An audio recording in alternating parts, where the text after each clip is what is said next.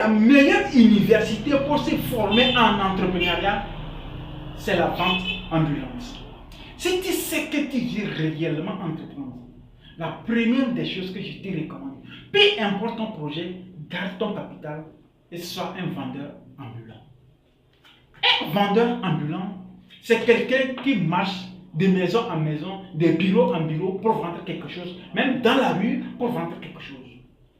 Tu sais, la vente ambulante va te mettre à un niveau où même si ton concurrent est un docteur en business, même si ton concurrent a un master en entrepreneuriat, il ne peut pas te battre. Parce que déjà, pour être un vendeur ambulant, tu dois savoir négocier les prix. Tu dois savoir closer et tu dois savoir convaincre. Ensuite, tu dois savoir valoriser les petites sommes d'argent.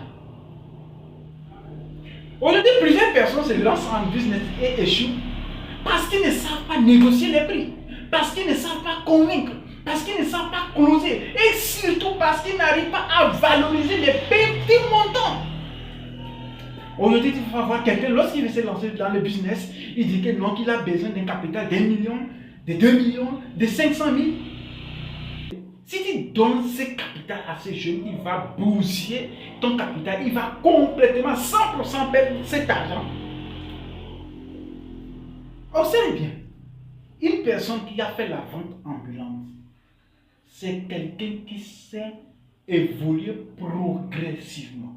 Il monte année après année, année après année. Et ces gens d'entrepreneurs, lorsque tu cherches à la voir comme ton concurrent, c'est qu'il faut savoir que tu as déjà perdu la bataille.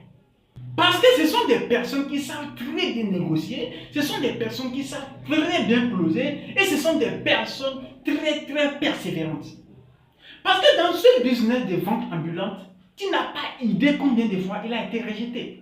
Il va chez tel client, il dit non, il ne veut pas. Il va chez tel client, il dit non, il ne veut pas. Il va chez tel client, il dit que non, il ne veut pas. Jusqu'à un énième client qui va accepter, l'écouter néanmoins pour pouvoir lui parler de son projet avant même de penser à convaincre un client.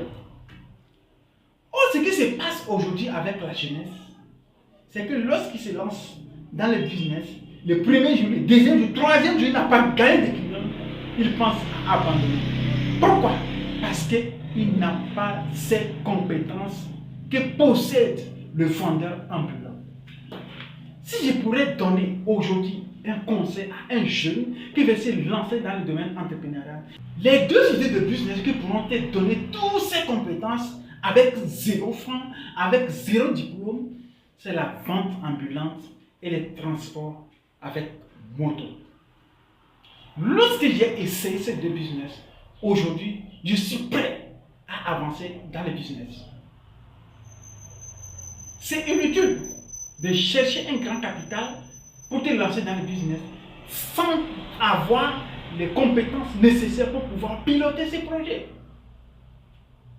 Je disais ceci à quelqu'un un jour, si tu sais que ton concurrent direct est quelqu'un qui a déjà fait de la vente ambulante ou bien qui a déjà fait le business de transport taxi-moto, il faut réfléchir deux fois avant d'aller au front avec cet entrepreneur. Parce qu'ils sont tellement équipés à tel point que la seule chose qui pourrait les décourager, c'est de réussir. Réussir ou réussir. Parce que ce sont des personnes qui abandonnent difficilement. Si je vais dans le domaine du transport moto, tu n'as pas idée combien de fois, souvent un taximan ou bien un conducteur de moto se fait tellement insulter par les clients.